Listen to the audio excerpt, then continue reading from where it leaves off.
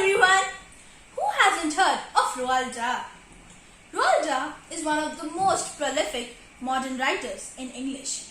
He was a British novelist, a short story writer, a poet, a fighter pilot, and has a huge fan following among young readers. Today, I'm going to recite television. The poem Television takes a comic look on a serious problem among young children today. Roald Dahl, in his characteristic, exaggerated style, warns us that we'll turn into zombies if we stare at the television screen uninterrupted for long hours. Instead, he suggests us to read books. Television by Roald Dahl. The most important thing we have learned so far as children are concerned is never let them near your television set, or better still, just don't install the idiotic thing at all. In almost every house we have been, we have watched them gaping at the screen. They loll and slop and lounge about until their eyes pop out. Last week at someone's place, we saw a dozen eyeballs on the floor. They sit and stare and sit until they're absolutely drunk by all the shocking, ghastly junk. Oh yes, we know, it keeps them still. They don't climb out the windowsill.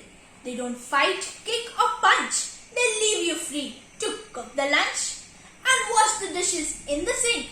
But did you ever stop to think to exactly what this does to your beloved tot? It rocks the sense in the head. It kills imagination dead. It clogs and clutters up the mind. It makes a child so dull and blind. He can no longer understand a fantasy, a fairyland. His brain becomes as soft as cheese. His powers of thinking rust and freeze. He cannot think, he only sees. All right, you'll cry. All right, you'll say. But if we take the set away, what shall we do to entertain our darling children? Please explain. We'll answer this by asking you what the darling ones used to do, how they used to keep themselves contented before this monster was invented. Have you forgotten? Don't you know? We'll read it out very loud and slow. They used to read. They would read and read and read and read and then proceed to read some more.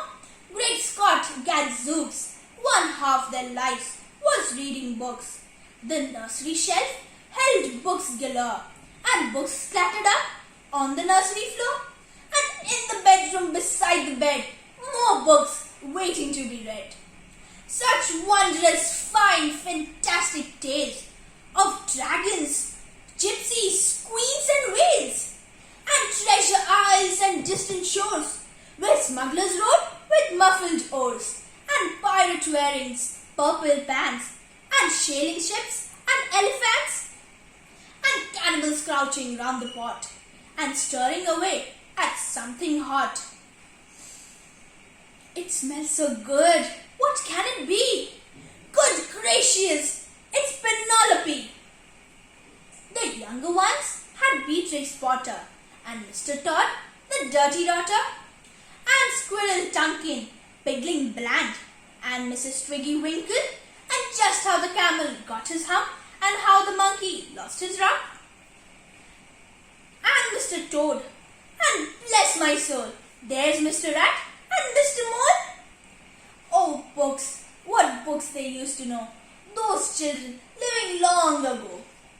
So please, oh please, we beg, we pray, go throw your television set away, and in its place you can install a lovely bookshelf on the wall and fill the bookshelf with lots of books, ignoring all the dirty looks, the screams and yells, the bites and kicks, and children hitting you with sticks.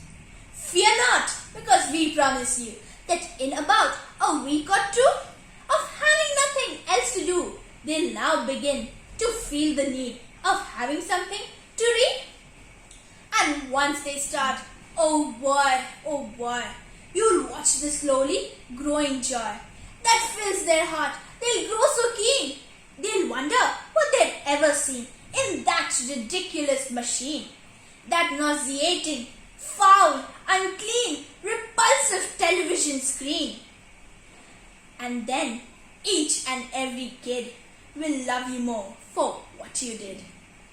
Thank you and have a great day. Bye.